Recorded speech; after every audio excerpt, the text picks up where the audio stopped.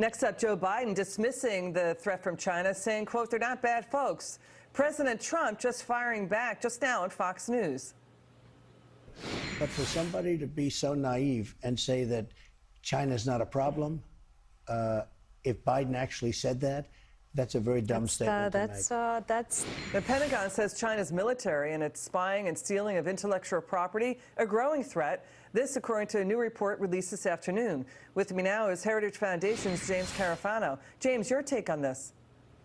You know, there are 1 million Uyghurs in concentration camps all throughout China.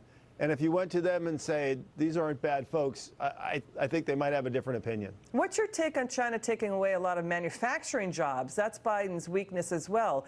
The American union worker knows that China is a threat. Correct me if I'm wrong. So I think we have a complex relationship with China.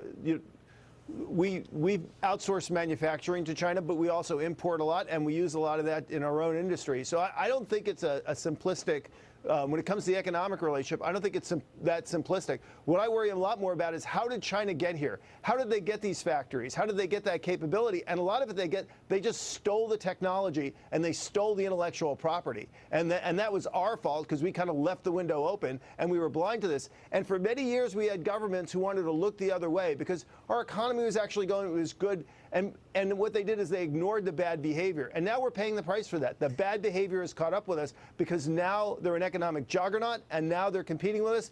And their intent is adversarial and malicious to the United States. That's the problem. You know, I want to switch gears. I know that your organization has also looked into the union workers as well. Joe Biden says he's pro-union worker. But we've got news reports coming in that Joe Biden's first fundraiser this year was hosted by a union-busting law firm. It's Cozen O'Connor. That union-busting law firm helps companies avoid and stop unions. So there's a little bit of a disconnect here, James. What's your take? Well, you know, I don't think this administration is anti-union. I mean, actually, the president got a lot of people that voted for him.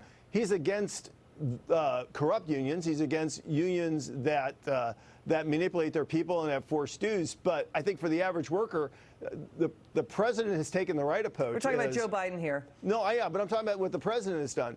What he's done is he's rolled back the regulatory burden, he's dropped the tax rate, and that's created jobs for the union workers. So Joe can say he's for the union all right, but what Trump has actually done is created jobs, and I think that's where the debate really needs to focus on. James Carafano, great to see you, sir. Come back soon. Coming up. Thanks.